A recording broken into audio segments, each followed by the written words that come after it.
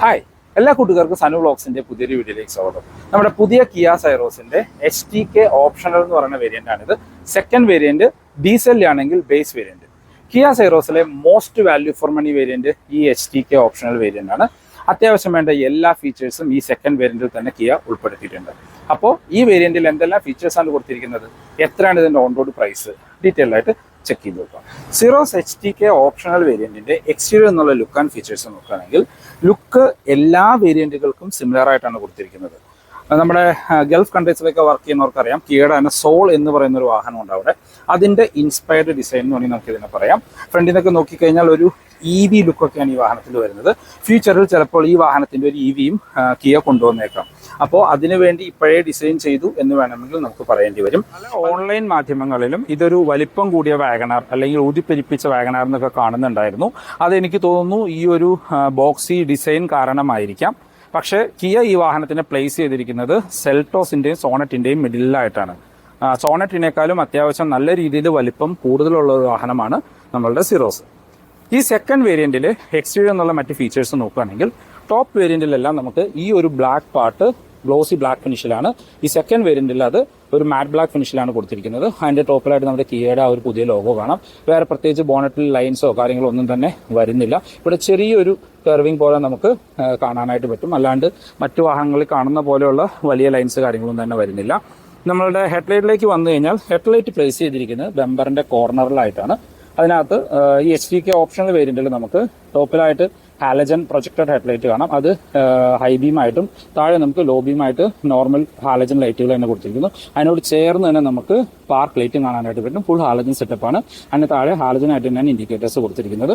ഈ വേരിയന്റിൽ നമുക്ക് DRL വരുന്നില്ല. ഇതൊരു DRL പോലെ തോന്നുന്ന ഒരു സിൽവർ ഫിനിഷാണ് അകത്ത് കൊടുത്തിരിക്കുന്നത്. ഈ സെക്കൻഡ് വേരിയന്റിൽ പോലും ഫ്രണ്ടിൽ പാർക്കിംഗ് സെൻസേഴ്സ് വരുന്നുണ്ട്. 4 പാർക്കിംഗ് സെൻസേഴ്സ് കാണാനായിട്ട് പറ്റും. താഴെ ഒരു സിൽവർ കളറിൽ സ്റ്റിപ്പ് ലൈറ്റ് പോലെ തോന്നിക്കുന്ന ഭാഗം കൊടുത്തിരിക്കുന്നു. 189 mm ആണ് സിറോസിന്റെ ഗ്രൗണ്ട് ക്ലിയറൻസ് വരുന്നത്. വശങ്ങളിലേക്ക് വരുമ്പോഴാണ് ഈ വാഹനത്തിന്റെ യഥാർത്ഥ ഒരു വലിപ്പം നമുക്ക് ഫീൽ ചെയ്യുക. കിയ ഈ വാഹനത്തിന് അണ്ടർ സബ് 4 മീറ്റർ കാറ്റഗറിയിലാണ് ഉൾപ്പെടുത്തിയിരിക്കുന്നത്. 3995 mm ആണ് ഈ വാഹനത്തിന്റെ ഓവറോൾ ലെങ്ത് വരുന്നത്. വിഡ്ത്ത് നോക്കുമ്പോൾ 1805 mm ആണ് ഈ വാഹനത്തിന്റെ വിഡ്ത്ത്. അതായത് നമ്മളുടെ സോണറ്റിന് 1790 വരുന്നുള്ളൂ. അത് വെച്ച് നോക്കുമ്പോൾ 15 mm വിഡ്ത്ത് കൂടിയൊരു വാഹനമാണിത്. 1680 mm ആണ് ഈ വാഹനത്തിന്റെ ഓവറോൾ ഹൈറ്റ് വരുന്നത്. നമ്മുടെ സോണറ്റിയായിട്ട് കമ്പയർ ചെയ്യുമ്പോൾ 70 mm ഹൈറ്റ് ഈ വാഹനത്തിന് കൂടുതലുണ്ട്. നമ്മുടെ വീൽ ബേസ് നോക്കുകയാണെങ്കിലും 2550 mm ആണ്. അതായത് സെഗ്മെന്റിലെ ബെസ്റ്റ് വീൽ ബേസ് എന്ന് പറയാം. സോണറ്റിന് 2500 mm മാത്രമേ വരുന്നുള്ളൂ. അങ്ങനെ ഈ വാഹനം അത്യാവശ്യം വലിപ്പമുള്ള ഒരു വാഹനം തന്നെയാണ്. അത് നമുക്ക് ശരിക്കും ഫീൽ ചെയ്യുകയും ചെയ്യും. വശങ്ങളിലേക്ക് വന്നു കഴിഞ്ഞാൽ നമുക്ക് ഈ ഒരു ഡീസൽ ബേസ് വേരിയന്റിൽ തന്നെ അലോയ് വീലുകൾ കൊടുത്തിരിക്കുന്നു.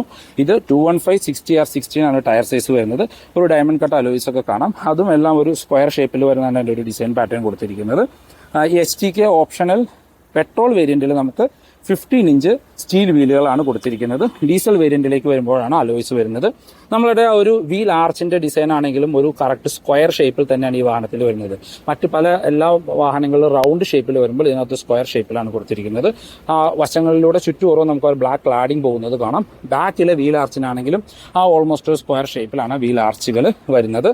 വശങ്ങളിൽ താഴെയായിട്ട് നമുക്ക് വശങ്ങളിലും സിൽവർ ഫിനിഷുള്ള സ്റ്റിപ്പ് പ്ലേറ്റുകൾ കാണാം. നമുക്ക് ഇൻഡിക്കേറ്റേഴ്സ് മിറേഴ്സിൽ ഇൻസേർട്ട് ചെയ്തിട്ടുണ്ട്. അത് LED ടേണിംഗ് ഇൻഡിക്കേറ്റേഴ്സ് ആയിട്ട് കൊടുത്തിരിക്കുന്നു. Flush to open door handles ആണ് കൊടുത്തിരിക്കുന്നത്. സെഗ്മെന്റിലെ ബെസ്റ്റ്, അതല്ലെങ്കിൽ സെഗ്മെന്റ് ഫസ്റ്റ് എന്ന് വേണമെങ്കിൽ പറയാം. ഈ ഒരു സെഗ്മെന്റിൽ ആദ്യമായിട്ടാണ് flush to open door handles കൊടുത്തിരിക്കുന്നത്. കീലെസ് എൻട്രി പോലെ ഫീച്ചേഴ്സ് ഒന്നും തന്നെ വരുന്നില്ല. പ്ലെയിൻ ഗ്ലാസുകളാണ് കൊടുത്തിരിക്കുന്നത്. ഈ വശത്താണെങ്കിലും ഒരു പുതുമയുള്ള ഡിസൈൻ എന്ന് വേണമെങ്കിൽ പറയാം. അത്യാവശ്യം വലിപ്പമുള്ള ഗ്ലാസ് ഏരിയകൾ കാണാം. ടോപ്പിലേക്ക് വന്നു കഴിഞ്ഞാൽ നമുക്ക് സിൽവർ ഫിനിഷുള്ള റൂഫ് റെയിൽസ് കൊടുത്തിരിക്കുന്നു. ശരിക്കും അലൂമിനിയം റൂഫ് റെയിൽസ് ആണ്. ഇത് ഫംഗ്ഷണൽ ആണ്. HTK ഓപ്ഷണൽ വേരിയന്റിൽ നമുക്ക് സിംഗിൾ സൺ റൂഫും ഉൾപ്പെടുത്തിയിട്ടുണ്ട്. ബാക്കിൽ ഷാർഫിൻ ആന്റിന കാണാം. ഈ വശത്തായിട്ട് നമുക്ക് ഈ വാഹനത്തിന്റെ ഒരു വലിപ്പം ഫീൽ ചെയ്യാനായിട്ട് അത്യാവശ്യം വലിപ്പമുള്ള ക്വാർട്ടർ ഗ്ലാസുകളും ഉൾപ്പെടുത്തിയിട്ടുണ്ട്. ബാക്ക് വീലിന് ഡിസ്ക് ബ്രേക്ക് ഒന്നും ഉൾപ്പെടുത്തിയിട്ടില്ല. ഫ്രണ്ടിൽ മാത്രമാണ് നമുക്ക് ഡിസ്ക് ബ്രേക്ക് കൊടുത്തിരിക്കുന്നത്. ബാക്കിലേക്ക് വന്നാൽ HTK ഓപ്ഷണൽ വേരിയന്റിൽ വളരെ പ്ലെയിൻ ആയിട്ടുള്ള ഒരു ബാക്ക് വശമാണ്. നമുക്ക് ഈ വശങ്ങളിൽ നോക്കുമ്പോൾ കറക്റ്റ് സ്ട്രെയിറ്റ് ആയിട്ട് പോകുന്ന ഒരു ബാക്ക് വശം എന്ന് വേണമെങ്കിൽ നമുക്ക് പറയാം. മറ്റ് ഫീച്ചേഴ്സിലേക്ക് വന്നു കഴിഞ്ഞാൽ ബാക്കിലെ ഒരു ഡിസൈൻ തന്നെ ഒരു സ്പോയിലർ പോലെ തോന്നിക്കുന്ന രീതിയിലാണ്. വേറെ എക്സ്ട്രാ സ്പോയിലേഴ്സോ കാര്യങ്ങളൊന്നും തന്നെ വരുന്നില്ല. നമുക്ക് ഹൈ മൗണ്ടഡ് സ്റ്റോപ്പ് ലാമ്പ് കൊടുത്തിരിക്കുന്നു. ബാക്കിലെ ഗ്ലാസ് പ്ലെയിൻ ഗ്ലാസ്സുകളാണ്. Wiper and washer and defogger ഒന്നും തന്നെ ഉൾപ്പെടുത്തിയിട്ടില്ല. ഈ വശങ്ങളിൽ കാണുന്നത് ഈ ഒരു എൽ ഷേപ്പിൽ റിഫ്ലക്ടേഴ്സ് മാത്രമാണ്. HTX വേരിയൻറ്റോടാണ് ഇത് ഒരു DRL പോലെ ഫംഗ്ഷൻ ചെയ്യുക. താഴേക്ക് വന്നാൽ നമുക്ക് ടെയിൽ ലൈറ്റുകൾ കാണാം. ഫുൾ ഹാലജൻ യൂണിറ്റ് ആയിട്ടാണ് ഈ വേരിയൻറ്റിൽ വരുന്നത്. മുകളിലായിട്ട് നമുക്ക് ഇവിടെ സ്റ്റോപ്പ് ലാമ്പും താഴെ റിവർ ഇൻഡിക്കേറ്റേഴ്സും കൊടുത്തിരിക്കുന്നു. വശങ്ങളിൽ ജസ്റ്റ് റിഫ്ലക്ടേഴ്സ് മാത്രമാണ്. നമ്മുടെ ഫ്രണ്ടിലെ ഹെഡ്ലൈറ്റ് ആണെങ്കിലും ടെയിൽ ലൈറ്റ് ആണെങ്കിലും വാഹനത്തിന്റെ ഒരു എഡ്ജ് ബേസ് ചെയ്താണ് കൊടുത്തിരിക്കുന്നത്. അതിന്റെ താഴെ തന്നെ നമുക്ക് ഇവിടെ ഒരു പാർക്കിംഗ് സെൻസേഴ്സും ഉൾപ്പെടുത്തിയിട്ടുണ്ട്. ഇപ്പോൾ പലരും ഡൗട്ടായിരിക്കും ഈ വാഹനം റിവേഴ്സ് എടുക്കുന്ന സമയത്തൊക്കെ മുട്ടാനായിട്ടുള്ള സാധ്യതയുണ്ട്. പക്ഷേ സെൻസർ ഉള്ളതുകൊണ്ട് നമ്മൾ നോക്കിയൊക്കെ യൂസ് ചെയ്യുകയാണെങ്കിൽ വലിയ കുഴപ്പമൊന്നും വരാൻ സാധ്യതയില്ല. ബാക്കിൽ 4 പാർക്കിംഗ് സെൻസേഴ്സ് ഈ ഒരു സെക്കൻഡ് വേരിയന്റിൽ തന്നെ ഉൾപ്പെടുത്തിയിട്ടുണ്ട്. ബാക്കിൽ നമ്മൾക്ക് സിൽവർ കളർ സ്കിപ്പ് ലൈറ്റ് പോലെ തോന്നിക്കുന്ന ഭാഗം കാണാം. നമുക്ക് റിവേഴ്സ് ലൈറ്റ് ഇവിടെ താഴെയായിട്ടാണ് ഉൾപ്പെടുത്തിയിരിക്കുന്നത്. നമുക്ക് സെക്കൻഡ് വേരിയന്റിൽ പോലും അത്യാവശ്യം നല്ലൊരു റിവേഴ്സ് ക്യാമറയും ഉൾപ്പെടുത്തിയിട്ടുണ്ട്. ഇനിയും ഈ വാഹനത്തിന്റെ നമുക്ക് ബൂട്ട് ഒന്ന് ഓപ്പൺ ചെയ്ത് നോക്കാം. മാഗ്നറ്റിക് ബൂട്ട് ഓപ്പണിംഗ് ആണ് കൊടുത്തിരിക്കുന്നത്. ബാക്കിൽ നമുക്ക് ബെഞ്ച് ഫോൾഡിംഗ് ആണ് സീറ്റുകൾ വരുന്നത്. ഈ സെക്കൻഡ് വേരിയന്റിൽ ഫിക്സഡ് ഹെഡ് റെസ്റ്റുകളാണ് കൊടുത്തിരിക്കുന്നത്. വേറെ ബൂട്ട് ലൈറ്റോ കാര്യങ്ങളോ ഒന്നും തന്നെ ഉൾപ്പെടുത്തിയിട്ടില്ല. സെഗ്മെന്റ് ബെസ്റ്റ് ബൂട്ട് സ്പേസ് ആണ് ഈ വാഹനത്തിൽ വരുന്നത്. 465 ലിറ്ററാണ് അതിന്റെ ബൂട്ട് സ്പേസ്. ശരിക്കും നമ്മളുടെ സെൽട്ടോസിനേക്കാളും 35 ലിറ്റർ ഇതിന്റെ ബൂട്ട് സ്പേസ് കൂടുതലാണ്. സോണറ്റുമായിട്ട് വെച്ച് കമ്പയർ ചെയ്യുമ്പോൾ ഏകദേശം 90 ലിറ്ററിന്റെ ബൂട്ട് സ്പേസ് ആണ് ഈ വാഹനത്തിൽ അധികമായിട്ട് വരുന്നത്. സ്ക്വയറിഷ് ആയിട്ടുള്ള അത്യാവശ്യം ലോഡിംഗ് ലിപ്പുള്ള രീതിയിലാണ് അത് കൊടുത്തിരിക്കുന്നത്.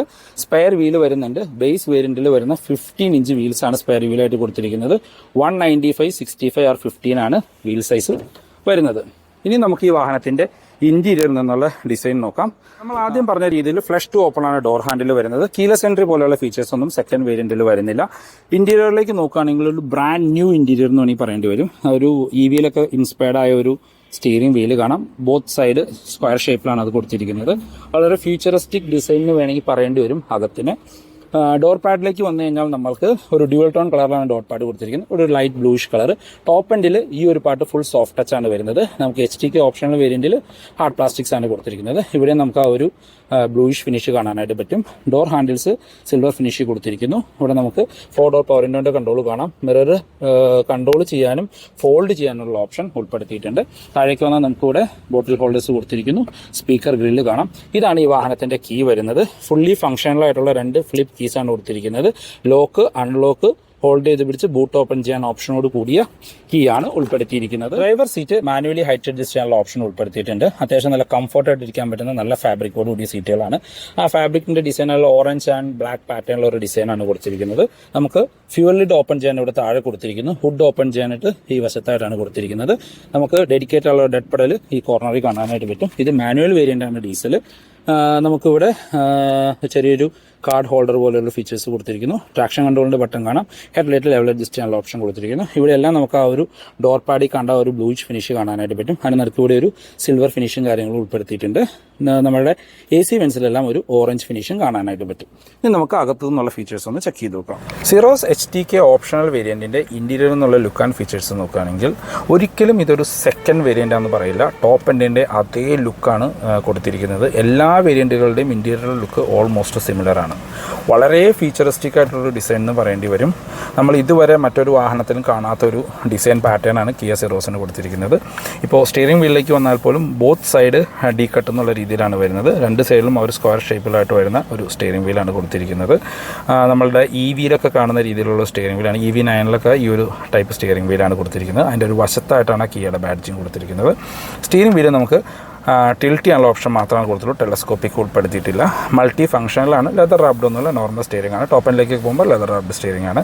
ഇതിൻ്റെ വലതുവശത്തായിട്ടാണ് മ്യൂസിക് ആൻഡ് ഫോൺ കൺട്രോൾസ് കൊടുത്തിരിക്കുന്നത്. അതിൻ്റെ ബട്ടൺസ് കാര്യങ്ങളെല്ലാം അത്യാവശ്യം നല്ല പ്രീമിയം ആയിട്ട് തന്നെ നമുക്ക് ഫീൽ ചെയ്യും. മീഡിയ, വോളിയം ബട്ടണുകളെല്ലാം ഇവിടെ കൊടുത്തിരിക്കുന്നു. മറ്റ് കിയ വാഹനങ്ങളിൽ ഇത് ഇടതുവശത്തായിട്ടാണ് വന്നിരുന്നത്. പക്ഷേ ഇതിന് വലതുവശത്തായിട്ട് കൊടുത്തിരിക്കുന്നു. ഇടതുവശത്ത് ഇൻസ്ട്രുമെൻറ്റ് ക്ലസ്റ്റർ കൺട്രോൾ ചെയ്യാനുള്ള ഓപ്ഷനാണ് കൊടുത്തിരിക്കുന്നത്. ഈ വേരിയന്റിൽ നമുക്ക് ക്രൂസ് കൺട്രോൾ പോലുള്ള ഫീച്ചേഴ്സൊന്നും കിയ ഉൾപ്പെടുത്തിയിട്ടില്ല. ഇൻസ്ട്രുമെൻറ്റ് ക്ലസ്റ്ററിലേക്ക് വന്നാൽ നമുക്ക് ടോപ്പ് എൻഡ് വേരിയൻറ്റുകളിൽ ഒരു 30 ഇഞ്ചിൻ്റെ മൊത്തം ഒരു ഇൻഫിനിറ്റി ഡിസ്പ്ലേ എന്ന് പറയുന്ന രീതിയിലുള്ള സ്ക്രീനാണ് കൊടുത്തിരിക്കുന്നത്. ഈ വേരിയൻറ്റിലേക്ക് വന്നപ്പോൾ 12.25 ഇഞ്ചിൻ്റെ ഒരു ഇൻഫർടൈൻമെൻറ്റ് സ്ക്രീനും ഒരു 10.25 ഇഞ്ചിൻ്റെ ഫുള്ളി ഡിജിറ്റൽ ആയിട്ടുള്ള ഇൻസ്ട്രുമെൻറ്റ് ക്ലസ്റ്ററുമാണ് വരുന്നത്. ഇൻസ്ട്രുമെൻറ്റ് ക്ലസ്റ്ററിലേക്ക് വന്നാൽ നമ്മൾ ആദ്യം പറഞ്ഞ രീതിയിൽ ഫുള്ളി ഡിജിറ്റൽ ആയിട്ടുള്ള ക്ലസ്റ്റർ യൂണിറ്റാണ് കൊടുത്തിരിക്കുന്നത്. അതിനകത്ത് RPM മീറ്ററും സ്പീഡോമീറ്ററും എല്ലാം ഡിജിറ്റലായിട്ട് കൊടുത്തിരിക്കുന്നു. അടുത്തൊരു ഇൻഫർമേഷൻ ഡിസ്പ്ലേ. ആ RPM റൈസ് ആവുന്ന കാണാൻ നല്ലൊരു ഭംഗിയാണ്. ആ ഗ്രീൻ കളറിൽ ലൈറ്റുകൾ കയറി വരുന്നത് നിങ്ങൾക്ക് കാണാം. പിന്നെ നമ്മളുടെ ഫ്യൂവൽ ഇൻഡിക്കേഷൻസ് ഇവിടെ ഒരു ലൈറ്റ് ഫംഗ്ഷനോട് കൂടിയാണ് കൊടുത്തിരിക്കുന്നത്. ഇത് നമ്മളുടെ എൻജിൻ ടെമ്പറേച്ചറാണ് ഈ താഴെ കൊടുത്തിരിക്കുന്നത്. നമ്മുടെ ക്ലസ്റ്റർ യൂണിറ്റിൻ്റെ നടുക്കായിട്ടുള്ള ആ ഡിസ്പ്ലേയിൽ അത്യാവശ്യം വേണ്ട ഇൻഫർമേഷൻസ് അറിയാനായിട്ട് പറ്റും. Average fuel, distance to empty, എത്ര ഫ്യൂൽ ഓടാനായിട്ട് ബാലൻസ് ഉണ്ട്, ടയർ പ്രഷർ വാണിങ്, അങ്ങനെ അത്യാവശ്യം വേണ്ട എല്ലാ ഫീച്ചേഴ്സും നമുക്ക് അറിയാൻ പറ്റുന്ന രീതിയിലാണ് ആ ക്ലസ്റ്റർ യൂണിറ്റ് ഉൾപ്പെടുത്തിയിരിക്കുന്നത്. നമ്മളുടെ പണ്ടത്തെ കിയയിലൊക്കെ കണ്ട ആ ഒരു സെയിം യൂണിറ്റ് തന്നെയാണ്, പക്ഷേ ആ ഒരു കളർ ടോൺ കാര്യങ്ങളിലൊക്കെയാണ് ഒരു ഡിഫറൻസ് കൊണ്ടുവന്നിരിക്കുന്നത്. സെൻറ്ററിലേക്ക് വന്നു കഴിഞ്ഞാൽ സെഗ്മെൻറ്റ് ബെസ്റ്റ് ഇൻഫർടൈൻമെൻറ്റ് സ്ക്രീൻ എന്ന് പറയേണ്ടി വരും. അതല്ല, നെക്സ്റ്റ് സെഗ്മെൻറ്റിലെ വാഹനങ്ങളിൽ പോലും കാണാത്തത്ര ക്ലാരിറ്റിയും ടച്ച് റെസ്പോൺസും ഉള്ള 12.25 ഇഞ്ചിൻ്റെ Android auto, apple CarPlay wireless ആയിട്ട് കണക്ട് ചെയ്യാൻ പറ്റുന്ന ഒരു ഇൻഫർടൈൻമെൻറ്റ് സ്ക്രീനാണ് കൊടുത്തിരിക്കുന്നത്. വളരെ സ്ലിക്കാണ്, വളരെ നല്ല രസമാണ് യൂസ് ചെയ്യാനായിട്ട്. നല്ല ക്ലാരിറ്റി ഉള്ള ഒരു മ്യൂസിക് സിസ്റ്റമാണ്. 4 സ്പീക്കറും 2 ട്യൂട്ടറും വരുന്നുണ്ട് ഈ സെക്കൻഡ് വേരിയൻറ്റിൽ തന്നെ. ഡിസ്പ്ലേ അഡ്ജസ്റ്റ് ചെയ്യാൻ, ഡിസ്പ്ലേയുടെ ബ്രൈറ്റ്നസ് അഡ്ജസ്റ്റ് ചെയ്യാൻ ഒത്തിരി ഫീച്ചേഴ്സ് ഈ സാധനത്തിൽ കിയ ഉൾപ്പെടുത്തിയിട്ടുണ്ട്. FM കൺട്രോൾ ചെയ്യാൻ, അങ്ങനെ ഈ ഒരു സെഗ്മെൻറ്റ് വാഹനങ്ങൾ എന്തെല്ലാം ഉൾപ്പെടുത്താമോ അതെല്ലാം ഈ വാഹനത്തിൽ കിയ കൊണ്ടുവന്നിട്ടുണ്ട്. പക്ഷേ ഇത് ശരിക്കും ഒരു ആൻഡ്രോയിഡ് ഓട്ടോ കണക്ട് ചെയ്യുമ്പോഴാണ് ഈ ഫംഗ്ഷൻ, ഈ സ്ക്രീൻ നമുക്ക് ഫുള്ളി യൂസ് ചെയ്യാനായിട്ട് പറ്റുള്ളൂ. അല്ലെങ്കിൽ അതിൻ്റെ ഫുൾ ആ ഒരു ക്ലാരിറ്റി കാര്യങ്ങളിലേക്ക് നമ്മൾക്ക് ലഭിക്കുകയുള്ളൂ. അത്യാവശ്യം നല്ല ക്ലാരിറ്റി ഉള്ള റിവേഴ്സ് ക്യാമറയും ഇതിനകത്ത് ഉൾപ്പെടുത്തിയിട്ടുണ്ട്. അപ്പോൾ നമ്മൾ ഈ സെൻട്രൽ കൺസോളിൽ ഒരു ബട്ടൺ പ്രസ് ചെയ്ത് കഴിഞ്ഞാൽ നമുക്ക് ആ സ്ക്രീൻ കാണാനായിട്ട് പറ്റും. പാർക്കിംഗ് സെൻസേഴ്സ് ഈ വശങ്ങളിലായിട്ടാണ് അതിൻ്റെ ഒരു ഫംഗ്ഷൻ നമുക്കറിയാം.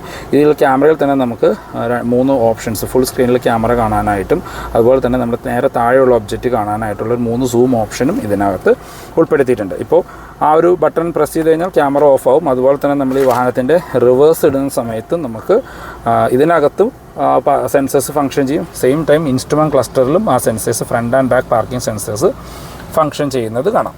അതിന് താഴെയായിട്ട് നമുക്ക് ആ ഇൻഫർടൈൻമെൻറ്റ് സ്ക്രീനിൻ്റെ ബട്ടണുകളാണ് കൊടുത്തിരിക്കുന്നത്. ആ ഒരു വോളിയം റോക്കർ കാര്യങ്ങളെല്ലാം ഒരു നല്ല ഭംഗിയായിട്ടാണ് കാര്യങ്ങൾ കൊടുത്തിരുന്നത്. യൂസ് ചെയ്യാനും വളരെ എളുപ്പമാണ്. അതിന് താഴെ നമുക്ക് ആ AC വെൻസ് കൊടുത്തിരിക്കുന്നു. അതിൻ്റെ നടുക്ക് ഹസാർഡ് ലൈറ്റിൻ്റെ ബട്ടൺ കാണാം. ആ AC വെൻസിലെല്ലാം നമ്മൾക്ക് ആ ഒരു ഓറഞ്ച് ഫിനിഷ് കാണാവുന്നതാണ്. പിന്നെ സെൻറ്ററിൽ ആ ഫുൾ ഇതിൽ തന്നെ നമുക്ക് ആ ഒരു ബ്ലൂയിഷ് ഫിനിഷ് കൊടുത്തിരിക്കുന്നു. ഇവിടെ ഒരു വൈറ്റ് ഫിനിഷ് കാര്യങ്ങളും കാണാം.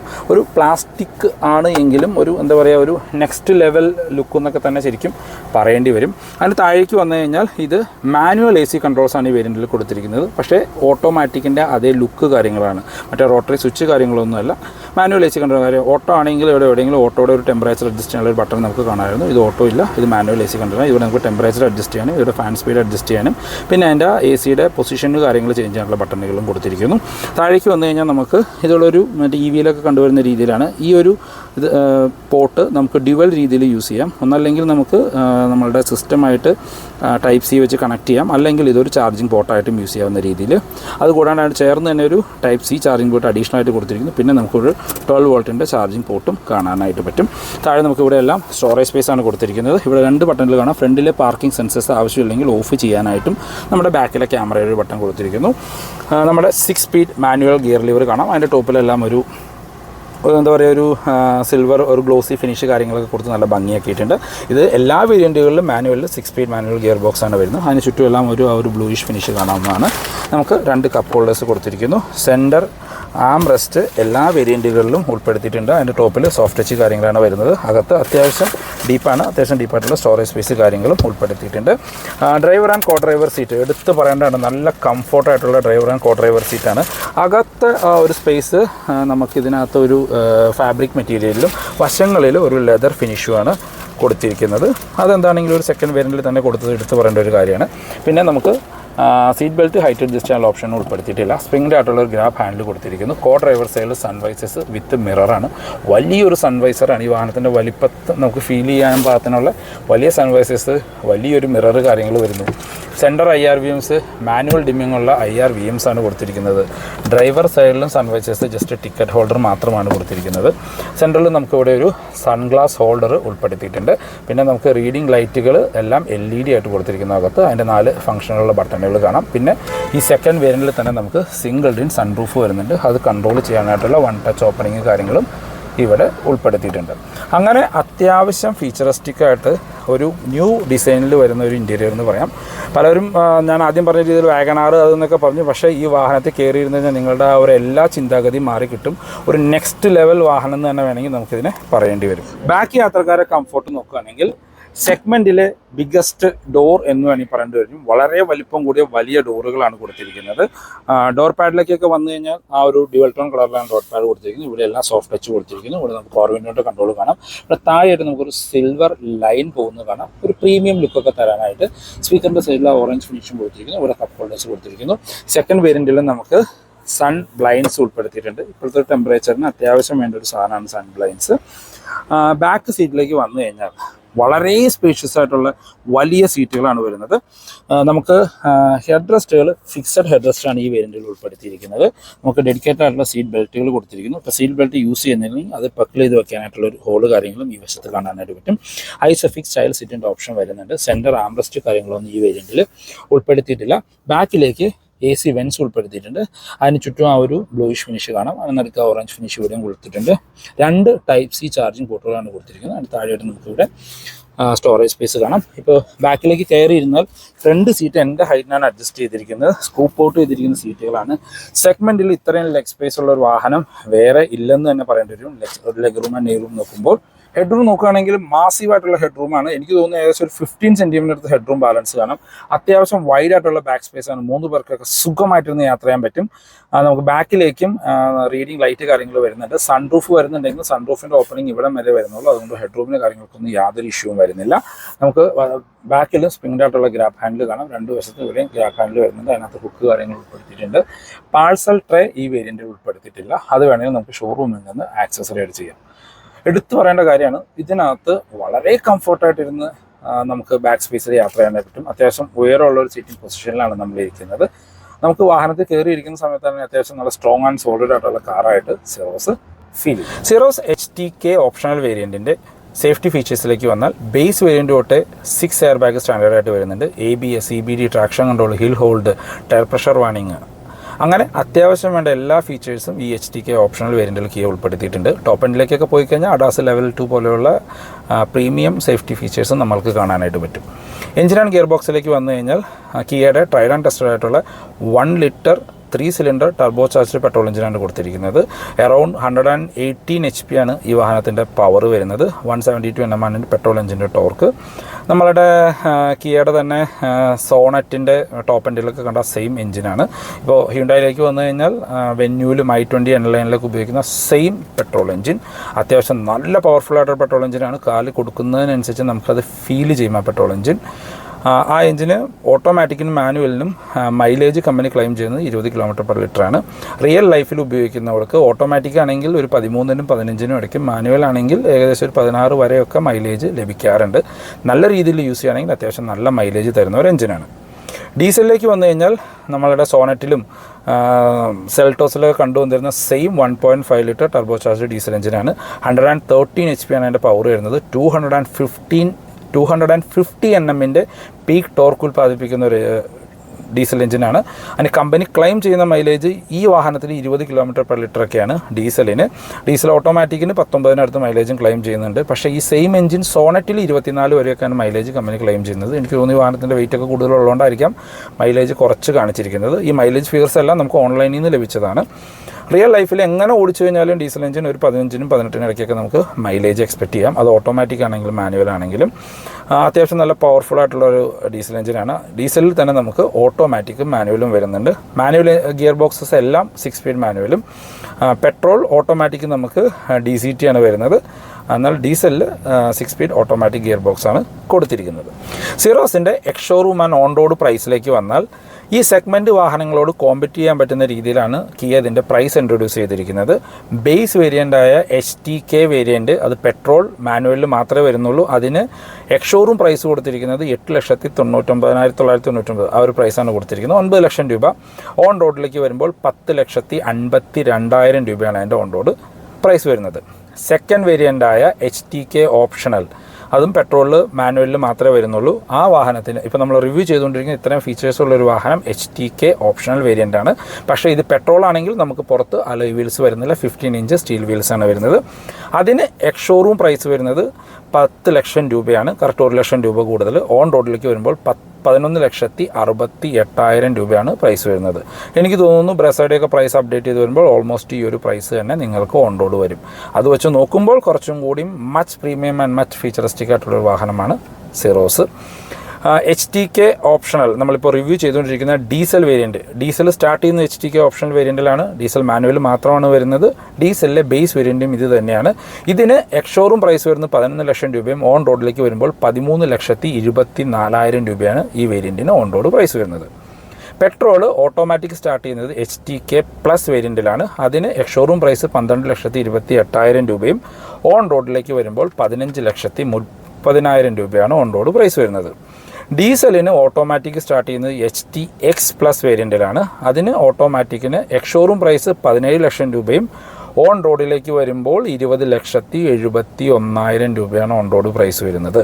അതായത് സിറോസിൻ്റെ ഒരു ഡീസൽ ഓട്ടോമാറ്റിക് നിങ്ങൾക്ക് വേണമെങ്കിൽ നിങ്ങൾ ഏകദേശം 20,71,000 രൂപ സ്പെൻഡ് ചെയ്യേണ്ടി വരും. നമ്മൾ HTK പ്ലസ് വേരിയൻറ്റ് പറയുന്നു. പെട്രോളിൽ ഓട്ടോമാറ്റിക് സ്റ്റാർട്ട് ചെയ്യുന്ന HTK പ്ലസ് വേരിയൻറ്റിലാണ്. HTK പ്ലസ്സിൽ മാനുവൽ വരുന്നുണ്ട്. അതിന് എക്സ്ഷോറൂം പ്രൈസ് 11,50,000 ഓൺ റോഡിലേക്ക് വരുമ്പോൾ 13,76,000. HTK പ്ലസ്സിൽ നമുക്ക് ഡീസലും വരുന്നുണ്ട്. അതിന് 12,49,000 എക്സ്ഷോറൂം ഓൺ റോഡിലേക്ക് വരുമ്പോൾ 15 ലക്ഷം രൂപയാണ് ഓൺ റോഡ് പ്രൈസ് വരുന്നത്. അപ്പോൾ ടോപ്പ് എൻഡിലേക്ക് പ്രൈസിലേക്ക് പോകുമ്പോൾ എനിക്ക് തോന്നുന്നില്ല പലരും ഈ വാഹനം കൺസിഡർ ചെയ്യുന്നു. ചിലപ്പോൾ ഈ ഒരു ഫീച്ചറും ഇൻറ്റീരിയർ കാണുമ്പോൾ പലരും ഇഷ്ടപ്പെട്ടേക്കാം. നിങ്ങളുടെ ഒരു ഇഷ്ടാനിഷ്ടങ്ങൾ ഓരോരുത്തരുടെ പേഴ്സണൽ ചോയ്സാണ്. പക്ഷേ എനിക്ക് അത്യാവശ്യം വാഹനം കണ്ടപ്പോൾ തന്നെ ഇഷ്ടപ്പെട്ടു. പക്ഷേ ഈ ഒരു പ്രൈസ് റേഞ്ച് വരുമ്പോൾ പലവരും സെൽട്ടോസിലേക്ക് മൂവ് ചെയ്യാനായിട്ടുള്ള സാധ്യത കാണുന്നുണ്ട്. എന്നാൽ ഈ ഒരു വേരിയൻറ്റ് HTK ഓപ്ഷണൽ വേരിയൻറ്റ് ഈ സിറോസിലെ തന്നെ മോസ്റ്റ് വാല്യൂ ഫോർ മണി വേരിയൻ്റാണ്. ഒരുവിധം ഒരു സാധാരണക്കാരന് യൂസ് ചെയ്യാൻ വേണ്ട എല്ലാ ഫീച്ചേഴ്സും ഈ വേരിയൻറ്റിൽ തന്നെ കിയ ഉൾപ്പെടുത്തിയിട്ടുണ്ട്. അപ്പോൾ ഇതാണ് ഇന്നത്തെ വീഡിയോ. എല്ലാവർക്കും ഇഷ്ടപ്പെട്ടു എന്ന് കരുതുന്നു. ഈ വീഡിയോ നിങ്ങൾക്ക് എവിടെയെങ്കിലും യൂസ്ഫുൾ ആയി തോന്നിക്കഴിഞ്ഞാൽ നമ്മുടെ ചാനൽ സബ്സ്ക്രൈബ് ചെയ്തേക്കുക. റെഗുലർ വ്യൂവേഴ്സാണ്. വീഡിയോ ഇഷ്ടപ്പെട്ട വീഡിയോ ലൈക്ക് ചെയ്യാൻ മറക്കരുത്. കിയ റിലേറ്റഡ് ആയിട്ടുള്ള എന്ത് ഇൻഫർമേഷൻ ഞാൻ മലപ്പുറത്തുള്ള DKH കിയയുടെ നമ്പർ ഡിസ്ക്രിപ്ഷനിൽ കൊടുക്കാം. നിങ്ങൾക്ക് അവരെ കമ്മ്യൂണിക്കേറ്റ് ചെയ്യാവുന്നതാണ്. കേരളത്തിൽ എവിടെ നിന്നും നിങ്ങൾക്ക് വാഹനം ബുക്ക് ചെയ്യാം. എവിടെ വേണമെങ്കിലും ഡെലിവറി എടുക്കാനും നിങ്ങൾക്ക് അവരെ കമ്മ്യൂണിക്കേറ്റ് ചെയ്യാം. അപ്പോൾ പുതിയൊരു വീഡിയോ കാണുന്നവരെ ബൈ ബൈ.